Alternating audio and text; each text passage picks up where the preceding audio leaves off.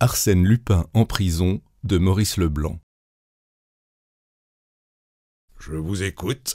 Donc, supposons un château rigoureusement fermé, barricadé, comme l'était celui du baron Cahorn.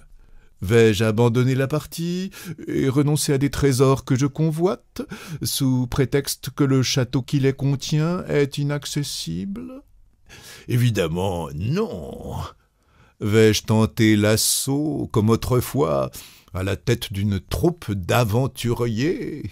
Enfantin. Vais-je m'y introduire sournoisement? Impossible. Reste un moyen, l'unique à mon avis, c'est de me faire inviter par le propriétaire du dit château. Le moyen est original. Et combien facile! Supposons qu'un jour, le dit propriétaire reçoive une lettre l'avertissant de ce que trame contre lui un nommé Arsène Lupin, cambrioleur réputé. Que fera-t-il? Mais il enverra la lettre au procureur. Qui se moquera de lui, puisque le dit Lupin est actuellement sous les verrous. Donc, affolement du bonhomme, lequel est tout prêt à demander secours au premier venu. N'est-il pas vrai? Cela est hors de doute.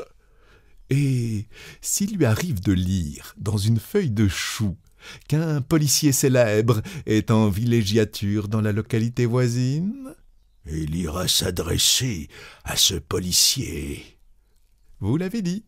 Mais d'autre part, admettons qu'en prévision de cette démarche inévitable, Arsène Lupin ait prié l'un de ses amis les plus habiles de s'installer à Caudebec, d'entrer en relation avec un rédacteur du Réveil, journal auquel est abonné le baron, de laisser entendre qu'il est un tel, le policier célèbre.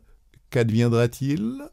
Que le rédacteur annoncera dans le Réveil la présence à Caudebec du dit policier. Parfait. Et de deux choses l'une, ou bien le poisson, je veux dire Cahorn, ne mord pas à l'hameçon, et alors rien ne se passe, ou bien, et c'est l'hypothèse la plus vraisemblable, il accourt tout frétillant. Et voilà donc mon Cahorn implorant contre moi l'assistance de l'un de mes amis. De plus en plus original.